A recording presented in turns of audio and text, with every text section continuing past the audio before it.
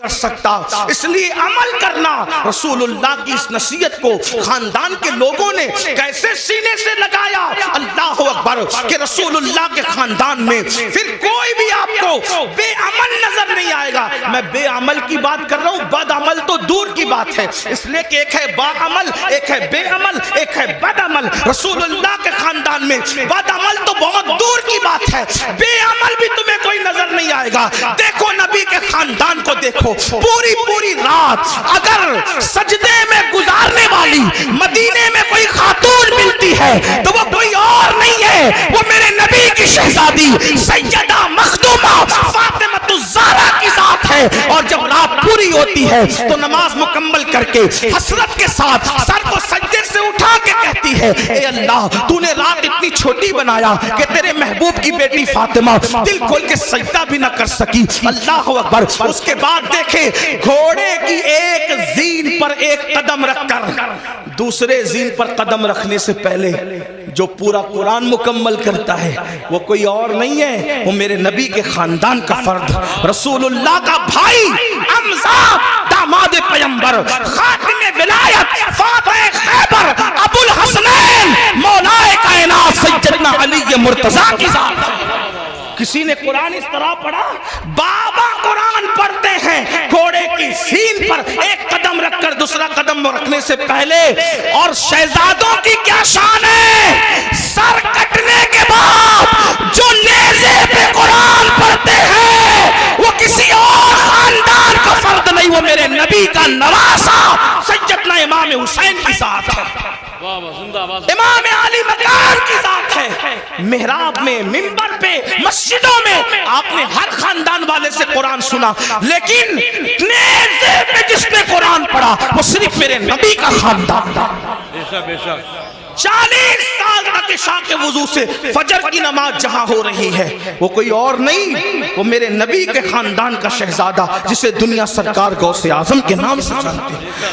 70 سال تک کبھی نہ سو کر رات و دن جاگ کر عبادت کرنے والا، 90 لاکھ کو کلمہ پڑھانے والا، وہ کسی اور خاندان میں نہیں ملے گا، وہ میرے نبی کے خاندان میں ہے، جس کو معین الدین اجمیری غریب نواز کہا جاتا ہے۔ جب ذکر کرتے ہیں تو آپ اتنی کثرت سے کرتے ہیں کہ آپ کے ذکر کو سن کر پرندے بھی ذاکر ہو جاتے ہیں۔ ایسا ذاکر آپ کو کسی اور خاندان میں نہیں ملے گا، وہ میرے نبی کا شہزادہ حضرت شاہ برکت اللہ عشقی پریمی مہریوی رحمت اللہ علیہ کی ذات ہے، جس کے ذکر نے پرندوں کو ذاکر بنا دیا۔ یہ خاندان نبوت کا عمل ہے۔ امام زین العابدین کا نام زین العابدین نہیں ہے بلکہ ان کا نام ہے علی ابن حسین۔ زین العابدین ان کا لقب ہے، لقب۔ اور زین العابدین کیوں کہتے ہیں؟ کیونکہ روزانہ تقریباً 300 رکعت اور کبھی 700 رکعت نفل نماز پڑھتے تھے۔ لوگوں نے کہا یہ عابد نہیں ہے بلکہ یہ زین العابدین ہے۔ عابدوں، کثرت سجدہ کی وجہ سے آپ کی پیشانی پر سجدے کا نشان پڑ گیا۔ ایک تو یہ کہ جو لوگ غلط سجدہ کرتے ہیں ان کی پیشانی پہ نشان آتا ہے، اور ایک تو یہ جو کثرت سے سجدہ کرتے ہیں ان کی پیشانی پر بھی نشان آ جاتا ہے۔ لیکن کتنی 300 رکعت کے بعد، 700 رکعت کے بعد، اور میں جہاں سے پڑھ رہا ہوں اس کو میرے امام اہل سنت نے لکھا کہ آپ کی پیشانی پر نشان سجدہ کثرت سجدے کی وجہ سے۔ آپ بتائیں، آپ رسول اللہ صلی اللہ علیہ وآلہ وسلم کے خاندان والوں کا یہ عمل دیکھ، امام جعفر صادق کو دیکھ، روزانہ پوری رات عبادت میں گزرتی، امام محمد باقر کو دیکھ، امام موسیٰ کاظم کو دیکھ، جس کو دیکھیں۔ اور ہمارا حال یہ، ہم کہتے ہیں ہم تو نام لیوائے، میں نے کہا وہ خاندان کے لوگ تھے۔ بلکہ ایک بات آئی، بات عرض کروں، شاید حدیث پوری نہ پڑھ سکوں کیونکہ وقت زیادہ ہوا، لیکن ایک بات پڑھتا ہوں، شاید آپ کے دل کے دریچے اللہ کھول دے۔ مغفرت کے بارے میں ہم بہت بے حس ہیں، بخشے جائیں گے مولانا، بخشے جائیں، اللہ کریم ہے، بخشے جائیں، اللہ کریم ہے، بخشے جائیں، بے شک اللہ کریم ہے۔ علامہ نقی علی خان امام المتکلمین لکھتے ہیں اپنی کتاب میں، اللہ کو کریم جان کر گناہ پہ گناہ کر رہا ہے نا، کہ اللہ کریم بخش دے گا۔ فرماتے ہیں اللہ کو کریم جان کر گناہ کرنے والے اللہ کو قادر جان کر تو زہر کیوں نہیں کھاتا؟ جب وہ کریم ہیں گناہوں پہ بخش دے گا تو قادر بھی تو ہے، زہر کھانے پہ زندگی بھی دے سکتا ہے، لیکن اللہ کو قادر جان کر تو نے کبھی زہر نہیں کھایا، اور اللہ کو کریم جان کر گناہ کر رہا ہے۔ اللہ کو کریم جاننے کا یہ مطلب نہیں کہ گناہ کر کے سوچے کہ اللہ بخش دے گا۔ اللہ کو کریم جاننے کا مطلب یہ کہ نیکی کر کے بھی رو، اللہ میری نیکیاں اس قابل نہیں کہ تیری بارگاہ میں قبول ہو، اپنے کرم سے قبول فرما۔ اللہ گناہ تو گناہ، اگر نیکی کا سوال کر لے تو ہم اپنے اللہ کو نیکی کا جواب نہیں دے سکتے۔ جو اتنے چین سے بیٹھے ہیں نا میرے بھائی، جب جس دن احساس ہوگا کہ مغفرت کس چیز کا نام ہے تو آپ کو پتہ چلے گا۔ حضرت سیدنا امام جعفر صادق کا ذکر ہے۔ امام جعفر صادق کو لوگ اتنا ہی جانتے ہیں کہ ہم ان کی کنڈے کی نیاز کرتے ہیں، بس اتنا ہی جانتے ہیں، لیکن جانتے ہیں یہ امام جعفر صادق غوث اعظم سے پہلے اپنے دور کے غوث اعظم ہیں۔ مقام غوثیت کبریٰ پر فائز امام جعفر صادق۔ کون امام جعفر صادق؟ جن کی جوتیاں امام اعظم ابو حنیفہ جیسے لوگ سیدھا کرتے تھے، اور امام اعظم کہتے ہیں کہ اگر 2 سال نہ ہوتے امام جعفر صادق کی صحبت کے تو نعمان ہلاک ہو گیا ہوتا۔ یہ امام جعفر صادق، لیکن وہ جعفر صادق جس کی صحبت کو امام اعظم اپنی کل عمر کا سرمایہ کہتے ہیں، جب اس امام جعفر صادق سے لوگ مصافحہ کرتے، ہم لوگوں سے بھی لوگ کرتے ہیں، امام جعفر صادق سے بھی لوگ مصافحہ کرتے تھے۔ داتا صاحب لکھتے ہیں کہ جب امام جعفر صادق سے کوئی مصافحہ کرتا تھا تو امام جعفر صادق اس کا ہاتھ پکڑ لیتے۔ دھیان دینا، توجہ کرنا، غور سے سننا اور پھر سوچنا اس پر کہ ہم کہاں ہیں۔ امام جعفر صادق جس کے نسب میں کسی کو کوئی اختلاف نہیں، اتنا مضبوط سلسلۃ الذہب ہے کہ جعفر صادق بیٹے ہیں امام محمد باقر کے، وہ بیٹے امام زین العابدین کے، وہ بیٹے امام حسین کے، اور وہ بیٹے ہیں حضرت مولا علی کے، اور وہ شوہر سیدہ فاطمہ کے، اور وہ شہزادی رسول اللہ کی۔ یہ سلسلۃ الذہب ان کا نسب نامہ ہے۔ ہاں، اب امام جعفر صادق سے کوئی مصافحہ کرنے آتا تو آپ اس کا ہاتھ پکڑتے اور ہاتھ پکڑ کر فرماتے وعدہ کر کہ اگر قیامت میں تیری بخشش ہو گئی تو تو اللہ کی بارگاہ میں میری سفارش کرنا کہ اللہ جعفر صادق کو بخش دے، اس کو معاف کر دے۔ توجہ کریں، اگر اس اسٹیج پر یہ جو بڑے بڑے علماء مفتیان کرام سادات کرام بیٹھے ہیں، مفتی آفاق صاحب کے صاحبزادے ہیں اور بھی علماء ہیں، اگر کوئی کسی عام آدمی کا ہاتھ پکڑ کے کہے کہ اگر تیری بخشش ہو گئی تو میری سفارش کر دینا، مغفرت میری کروا دینا، تو وہ کہے گا کہ حضرت یہ کیسی بات کر رہے ہیں آپ لوگ اللہ والے لوگ ہیں، ہم عوام میں سے ہیں، ہماری نہ غسل ہے صحیح ہے، نہ ہماری طہارتیں صحیح ہے، نہ ہمیں نماز پڑھنے کا طریقہ آتا ہے، آپ ایسی کیسی بات کر رہے ہیں۔ اب جب یہ منبر پہ بیٹھے ہوئے اللہ والے کسی سے یہ بات کریں تو تعجب ہوگا، چہ جائے کہ امام جعفر صادق ایسا سید جس کی غلامی امام اعظم جیسے لوگ کریں، وہ جو ہے علم کے معاملے میں ان جیسا ان کے دور میں کوئی نہیں تھا، تقوی کے معاملے میں ان جیسا کوئی متقی نہیں تھا، عبادت کے معاملے میں ان جیسا کوئی عابد ان کے دور میں نہیں تھا، اور وہ لوگوں کا ہاتھ پکڑ کے کہتے وعدہ کرو کہ اگر تمہاری بخشش ہو گئی تو تم میری سفارش کرنا، میری مغفرت کروانا، میری سفارش کرنا، شفاعت کرنا۔ اور لوگ پلٹ کے کہتے امام آپ تو سید ہیں، سید آپ تو سید آل رسول ہیں، ہم آپ کی کیا سفارش کریں گے، آپ کے نانا شفیع المذنبین ہیں۔ تو امام جعفر صادق روتے ہوئے جواب دیتے رونا تو یہی ہے کہ ہم سید ہیں۔ توجہ کریں، کہتے رونا تو یہی ہے کہ ہم سید ہیں، کیونکہ ہم اس بات سے ڈرتے ہیں کہ ہمارے نانا کو ہم منہ کیا دکھائیں گے، نانا کو منہ دکھانے کی ہمت نہیں ہے قیامت کے دن۔ یہ حال ہے ان کا جن کی سیادت پر، امامت پر، قیادت پر، تقوی پر، زہد پر پوری امت کا اتفاق ہے، وہ قیامت کے دن سے اتنے لرزہ بر اندام ہے۔ اور یہاں جنہیں غسل بھی نہیں آتا، وضو بھی نہیں آتا، جمعہ کی 2 رکعت پڑھ کے مسجد سے ایسے بھاگتے ہیں جیسے اسکول سے چھٹی ہونے پر اسکول کے بچے بھاگتے ہیں، یہ حالت ہے۔ اور اس کے بعد ہم جنت کے ٹھیکیدار بنے، مولانا ہم جنت میں نہ جائیں گے تو کون جائے گا؟ بڑی معذرت کے ساتھ وہاں پھر دیکھا جائے گا کہ کیا ہوگا، اور وہاں پچھتانے سے کام نہیں چلے گا۔ آج لے ان کی پناہ، آج مدد مانگ ان سے، پھر نہ مانیں گے قیامت میں اگر مان گیا۔ آج راتوں کو ضائع کرنے والوں، آج راتوں کو فضول گزارنے والوں، وقت کو برباد کرنے والوں، یہ زندگی کا قیمتی سرمایہ اللہ نے پہلی اور آخری مرتبہ دیا ہے، خدا کے لیے اس کو ضائع نہ کرو، اس کو فضول برباد نہ کرو، ورنہ موت کی بات پچھتانا ہوگا، موت کے بعد سوائے پچھتانے کے کچھ ہاتھ نہیں آئے گا، لیکن اس دن کا پچھتانا اللہ اکبر کوئی فائدہ نہ دے گا۔ اس کے بعد میرے اور تمہارے آقا صلی اللہ علیہ وآلہ وسلم فرماتے ہیں کچھ لوگ ایسے ہوں گے اللہ اکبر جب وہ اپنی قبروں سے اٹھیں گے، یہ تیسرا گروپ ہے، یہ تیسرا ٹولہ ہے جو اپنی قبروں سے اٹھیں گے، اس حالت میں اٹھیں گے کہ ان کے پیٹ پہاڑوں کی جیسے بڑے بڑے پیٹ ہوں گے، اور ان کے پیٹوں کے اندر سانپ بچھو اور آگ دہک رہی ہوگی۔ صحابہ نے پوچھا آقا وہ کون ہوں گے؟ سرکار علیہ السلام فرماتے ہیں یہ وہ لوگ ہوں گے جو دنیا میں زکوٰۃ ادا نہیں کرتے تھے، زکوٰۃ نہیں دیتے تھے، بڑے بڑے پہاڑوں کی طرح پیٹ لے کر کے اٹھیں گے۔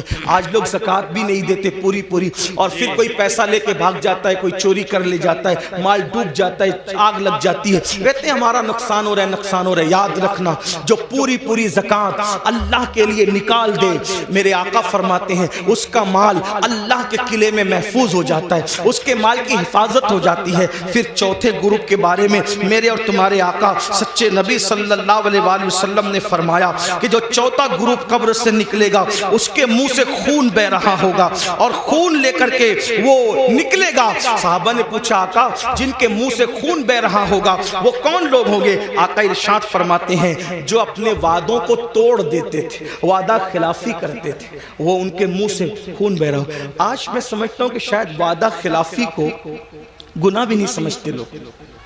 دیکھیں حالانکہ میرے آقا علیہ السلام نے فرمایا مومن اور منافق میں فرق یہ ہے کہ مومن جب وعدہ کرتا ہے تو پورا کرتا ہے، اور منافق وعدہ کرتا ہے اس کو پورا نہیں کرتا، توڑ دیتا ہے۔ کتنے وعدے کرتے ہیں، اللہ سے وعدہ کیا اس کا خیال نہیں، پیر سے وعدہ کیا اس کا خیال نہیں۔ آئیے وعدے کی وفا کے حوالے سے ایک حدیث سنے کی روایت سے۔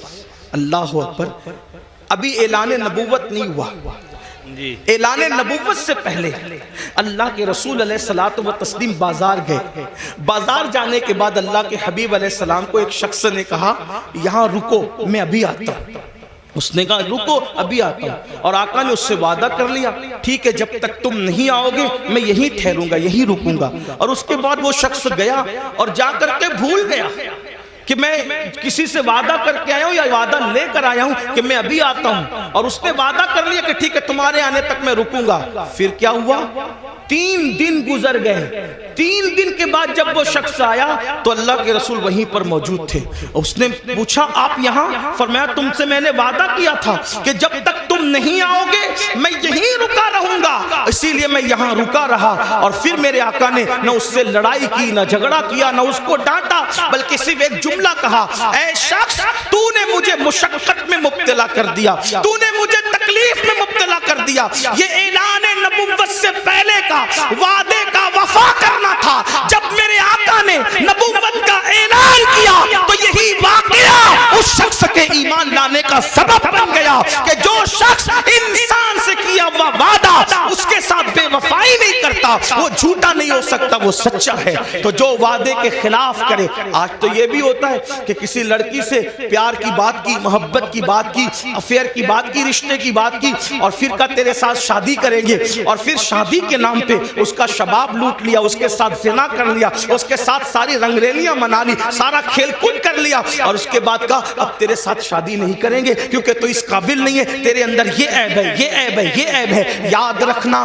کسی پہ ظلم کرنے والوں اچھی طرح یاد رکھنا، پہلی بات تو افیئر کرنا جائز نہ تھا، پہلی بات تو ناجائز تعلقات کرنا جائز نہ تھے، پہلی بات تو کسی لڑکی سے دوستی کرنا جائز نہ تھی، اور اگر کی تھی اور وعدہ کیا تھا اللہ اکبر تو زنا اور اس کے ساتھ تنہائیاں جائز نہ تھی۔ اللہ اکبر، اب اس کا شباب لوٹ کر اس میں عیب نکال کر اس کو چھوڑ کر ایسے بھاگتے ہو جیسے پھولوں کا رس چوس کر کے بھورا بھاگ جاتا ہے، دوبارہ ادھر کا رخ نہیں کرتا، تتلیاں پھولوں کا رس چوس کر دوبارہ ادھر کا رخ نہیں کرتی، کسی کے شباب سے کھلواڑ کر کے، کسی کے حسن سے کھلواڑ کر کے، کسی کی آبرو سے کھلواڑ کر کے پھر اس کو چھوڑ کر نئے شکار کی تلاش میں جانے والوں جان بوجھ کر کے کے کسی کی آبرو کے ساتھ سودا کرنے والوں سنو، اللہ کے حبیب علیہ السلام ارشاد فرماتے ہیں، فقی ابو اللہ سمرقندی اپنی کتاب میں لکھتے ہیں کہ اگر کسی نے کسی چڑیا سے بھی کھیل کر اس کی زندگی کو ختم کیا ہوگا،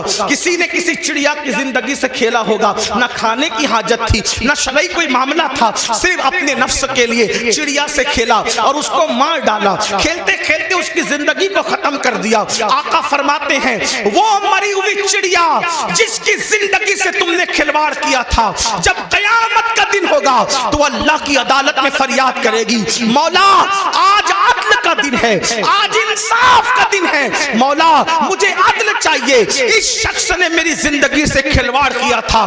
آقا فرماتے ہیں اس ننھی سی چڑیا کی شکایت بجلی کی گھن گرج کی طرح ہوگی، جیسے بجلی کڑکتی ہے ویسے ننھی سی چڑیا کی آواز میں گھن گرج ہوگی، اور جس کی شکایت چڑیا کر رہی ہوگی اس کا حال یہ ہوگا وہ پہاڑوں جیسی نیکیاں لے کر آئے گا۔ اللہ ارشاد فرمائے گا آج عدل کا دن ہے، آج انصاف کا دن ہے، اور پھر میرا اللہ فرمائے گا جس نے چڑیا کی زندگی سے کھلواڑ کیا آج اس کی نیکیاں نہیں دیکھی جائے گی، اس کو منہ کے بل گھسیٹتے ہوئے جہنم میں ڈال دیا جائے۔ آپ سے پوچھنا چاہتا ہوں، نفس کے پجاریوں سے پوچھنا چاہتا ہوں، نفسانی خواہشات میں ڈوبے ہوئے انسانوں سے پوچھنا چاہتا ہوں، اگر کسی چھٹاک بھر کی چڑیا کی زندگی سے کھیلا ہوگا تو پہاڑوں جیسی نیکیاں رد ہو جائے گی اور انسان جہنم کا ایندھن بنے گا۔ جس نے لڑکیوں کی زندگی سے کھیلا ہوگا، آبرو سے کھیلا ہوگا، اس کا انجام کیا ہوگا؟ اللہ کے بندو، یہ دنیا ہی سب کچھ نہیں ہے، یہ دنیا کی رنگریزیاں ہی سب کچھ نہیں ہے، یہ دنیا کے مزے اور مستی سب کچھ نہیں ہے، یہ دنیا کا عیش و آرام سب کچھ نہیں ہے۔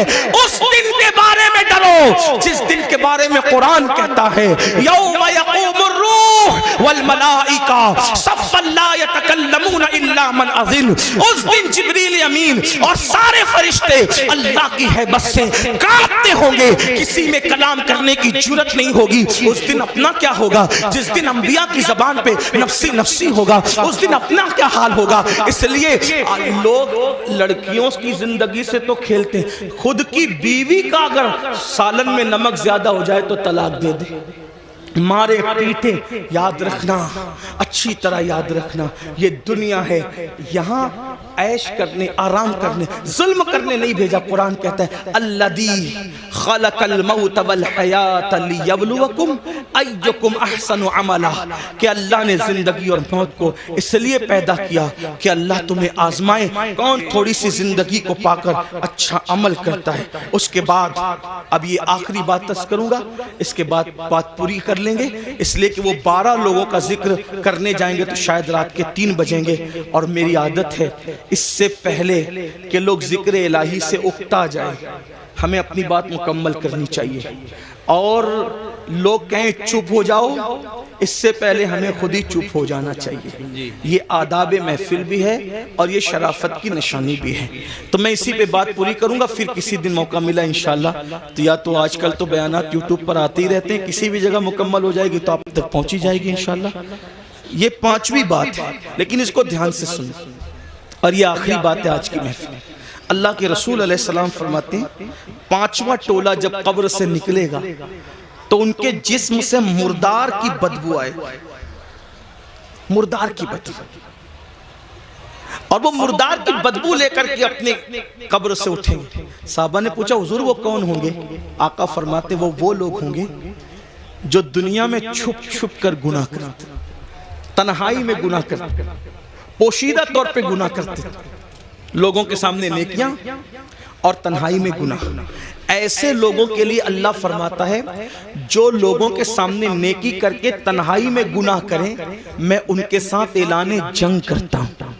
اور دوسری حدیث میں آتا ہے کہ حباء منصورہ کی تفسیر کرتے ہوئے اللہ کے رسول نے خود فرمایا، آقا فرماتے ہیں صحابہ نے پوچھا حضور یہ حباء منصورہ کا مطلب کیا ہے کہ اللہ ان کی نیکیوں کو ذرے کی طرح بکھیر دے گا؟ تو آقا فرماتے ہیں جو تنہائیوں میں گناہ کرتے تھے اللہ ان کی نیکیوں کو ایسے بکھیر دے گا جیسے روزون کے ذرات ہوتے ہیں جو صرف دھوپ میں نظر آتے ہیں، اتنے باریک کر دے گا اللہ، یعنی اتنی بے وقت ہو جائے گی ان کی نیکیاں کہ اللہ تعالیٰ ان کے ذرے ذرے کر دے گا، ان کی نیکی کوئی کام کی نہیں ہوگی، اور اللہ پاک ان کی نیکیوں کو رد فرمائے گا۔ والعاقبۃ للمتقین، آخرت تو متقیوں کے لیے ہے۔ اس سلسلے میں حضرت زید ایک بات بیان کرتے ہیں، فرماتے ہیں میں قبرستان گیا، جب قبرستان پہنچا تو ایک درخت کو ٹیک لگا کر میں بیٹھ گیا، اس لیے کہ میں چاہتا تھا کہ قبروں کو دیکھ کر کے عبرت حاصل کروں۔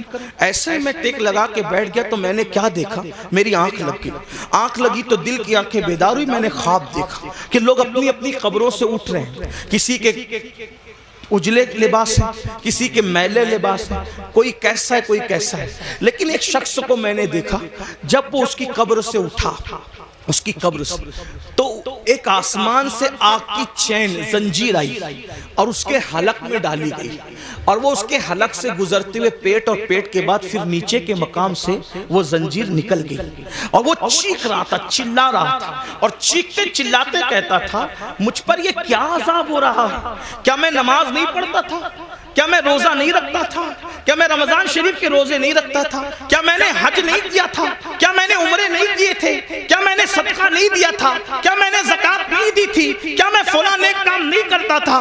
غرض کہ وہ اپنی ساری نیکیوں کو گنائے گا گنائے گا گنائے گا، اس کا مطلب وہ گنہگار نہیں تھا، وہ نیکوکار تھا، اس لیے وہ وہاں بھی نیکیوں کو گنائے گا۔ حضرت زید کہتے ہیں جب وہ اپنی نیکیوں کو گنا رہا تھا تو غیب سے آواز آئی بندے تو ساری نیکیاں کرتا تھا، لیکن جب تو اکیلے میں اور تنہائی میں ہوتا تھا تب تو گناہ کرتا تھا، اللہ سے نہیں ڈرتا تھا، تو جس نے تنہائی کے اندر گناہ کیا اللہ نے اس کی نیکیوں کو ضائع کر دیا۔ آپ سے پوچھتا ہوں اللہ کے بندو، نرم نرم گدوں پہ لیٹ کر رات کی تنہائیوں میں چار دیواری میں کیا دیکھتے ہو؟ کون کیا دیکھتا ہے مجھے نہیں پتا، لیکن اپنے آپ میں ڈوب کر کے سوچو، وہ گندی فلمیں، وہ گندے مناظر، وہ گندی تصویریں، رند کی رند رہے، ہاتھ سے جنت نہ گئی۔ جو تنہائیوں میں گناہ کرتے ہیں اور لوگوں کے سامنے نیکیاں کرتے ہیں، قبروں سے اٹھیں گے تو ان کے بدن سے مردار کی بدبو ہوگی، اللہ ان کے ساتھ اعلان جنگ کرتا ہے، ان کی نیکیوں کو ریت کے ذروں کی طرح بکھیر دیا جائے گا۔ اپنے آپ پہ رحم کرو میرے بھائیوں، قیامت کے دن کون ہے اپنا سوائے مصطفیٰ جان رحمت کے؟ سب نے صف محشر میں للکار دیا ہم کو، اے بے کسوں کے آقا اب تیری دہائی ہے، ایک ہی سہارا ہے، اگر گناہ کر کر کے ان کا دل دکھا دیا، ان کو ناراض کر دیا تو بتاؤ اپنا کیا بنے گا؟ اللہ اکبر۔ میرے آقا مصطفیٰ جان رحمت صلی اللہ علیہ وآلہ وسلم کے دیوانوں سیدنا فاروق اعظم کہتے ہیں لوگ چھوٹے اور بڑے گناہ کی بات کرتے ہیں، فاروق اعظم فرماتے ہیں میں تو اتنا سمجھتا ہوں گناہ کوئی بھی کرو رسول اللہ کے دل کو تکلیف پہنچتی ہے، حضور کا دل دکھتا ہے، کوئی گناہ کرو دل حضور کا دکھتا ہے۔ اب آپ کو سے پوچھتا ہوں، چہروں سے داڑیاں منڈا کر گٹروں میں پھینکتے ہو، فاروق اعظم کہہ رہے ہیں آقا کا دل دکھتا ہے، گندی فلمیں دیکھتے ہو، فاروق اعظم کہہ رہے ہیں آقا کا دل دکھتا ہے، کسی عورت پر بد نظری کرتے ہو، آقا کا دل دکھتا ہے، مسجدوں کو ویران کرتے ہو، آقا کا دل دکھتا ہے، نمازوں میں سستی کرتے ہو، آقا کا دل دکھتا ہے، کسی مومن کو گالی دیتے ہو، آقا کا دل دکھتا ہے۔ اتنا رسول اللہ کا دل قبر انور میں دکھاؤ گے اور اس کے بعد میدان محشر میں جب شفاعت کی بھیک لینے کے لیے ان کی بارگاہ میں پہنچو گے، اللہ نہ کرے اگر انہوں نے منہ پھیر لیا اور منہ پھیر کر کے یہ کہا او منافق جھوٹے، مجھ سے عشق کا دعویٰ کرتا تھا اور میرے دل کو چھلنی چھلنی کرتا تھا، میرے دل کو دکھاتا تھا، میرے دل کو تکلیف پہنچاتا تھا۔ بتاؤ بھائیو، جب سب نے للکار دیا ہوگا تو اسی آمنہ کے لال کا سہارا ہوگا، میرے آقا علیہ الصلوۃ والتسلیم کی شفاعت ہوگی۔ اگر وہ بھی منہ پھیر لیں، حالانکہ ان کے کرم سے ایسی امید نہیں ہے، لیکن ان کی مزاج کی نزاکت بے چین بھی کرتی ہے۔ حضرت جگر مراد آبادی نے کہا تھا کہ اس امت آسی سے نہ منہ پھیر خدایا، نازک ہے بہت غیرت سلطان مدینہ۔ میرے آقا کی غیرت بہت نازک ہے، کتنی نازک ہے اتنا اندازہ کر لے۔ ایک بار ام المومنین نے اپنے گھر کے دیواروں پہ پردے لٹکا دیے تو آقا علیہ السلام نے چہرہ پھیر کر کے یہ فرمایا کہ ہم دیواروں کو کپڑے نہیں پہناتے، محبوبہ محبوب رب العالمین اگر دیواروں پہ پردے لٹکا دے تو وہاں سے غیرت کی وجہ سے چہرہ پھیر لیا جاتا ہے۔ اتنے جرائم کر کے، اتنے بڑے مجرم بن کے حضور کے دربار میں کھڑے رہیں گے، اللہ اکبر۔ اگر ان کی غیرت کی نزاکت نے منہ پھیر لیا، کہاں جاؤ گے؟ کس کے پاس جاؤ گے؟ کس کے دروازے پہ دستک دو گے؟ اس لیے آج ان کو مناؤ، آج ان کو کو راضی کرو. آج ان کی بارگاہ میں معافی مانگو, ان کے وسیلے سے اللہ کی بارگاہ میں توبہ کرو تاکہ دنیا بھی سنور جائے, آخرت بھی سنور جائے. اللہ پاک کی بارگاہ میں دعا ہے کہ میرا اللہ سب سے پہلے مجھے اور آپ سب کو عمل کی توفیق عطا فرمائے. گفتگو کے درمیان اگر کوئی غلطی ہوئی اللہ تعالیٰ معاف فرمائے. استغفر اللہ ربی من کل ذنب واتوب الیہ وما علینا الا البلاغ. السلام علیکم ورحمۃ اللہ وبرکاتہ.